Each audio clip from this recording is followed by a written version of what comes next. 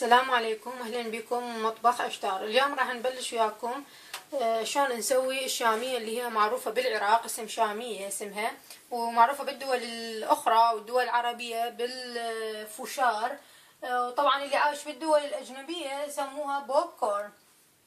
هسه احنا حضرت اني يعني عمود، تعرفون المقياس، بما طبعا انا المقياس اللي استعمله هنا كلش قليل لان احنا عائلتنا كلش صغيرة، بس انا وزوجي. هنا جاي استعمل تقريبا ربع كوب، اللي عنده مقاييس ربع كوب من الإذرة. هاي الإذرة اللي هي متوفرة بالسوبر ماركت او بالمحلات اللي موجود بالعراق.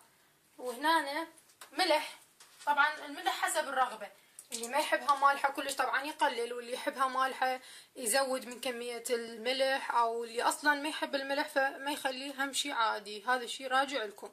انا هنا تقريبا استعملت هذا المقياس، هو خاشوقة صغيرة. هاي خاشوقة اللي احنا بالعراق نسميها خاشوقة الشاي، هي صغيرة. تقريبا انا هنا هذا بالمقياس عندي 5 مل.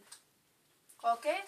طبعا زيت استعمل هم كمية هواي، على مود طبعا هنا اللي مسوية رجيم دايت، فاخلي زيت. طبعا انا هنا مسخنه النار عندي، هسخن ارفع درجة حرارتها على اعلى شي، لان اهم شي درجة الحرارة تكون كلش مرتفعة على مود بسرعة نحصل على شامية كلش طيبة.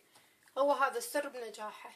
هسه راح نخلي زيت. انا الزيت مثل ما تشوفوه حامي طبعا كلش، رأسة انه على السريع اخلي الإبرة، وعلى السريع شوفوها شلون ويا الزيت. اخلي رأسة الملح لين خاف تطفر، لين كلش تأذي. رأسة اقبق الجدر وبالفرة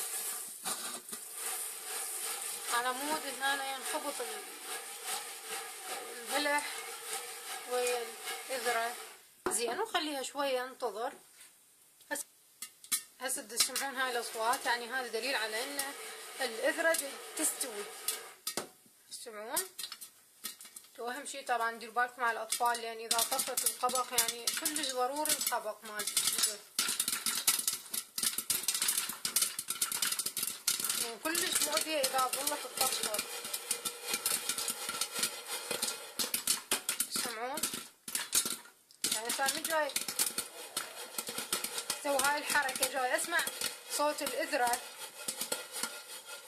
يعني بعد اكو إذرة ما مستوية.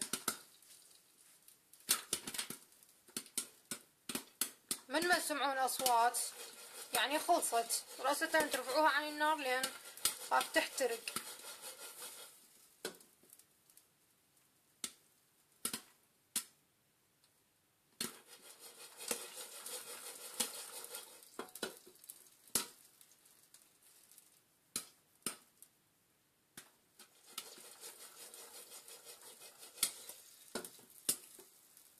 نطفي النار،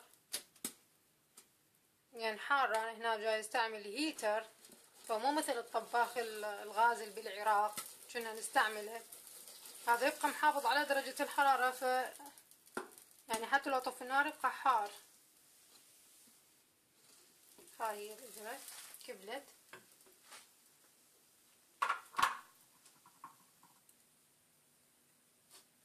هاي هي خلصت الإذرة أو الشامية. حنصبها هسه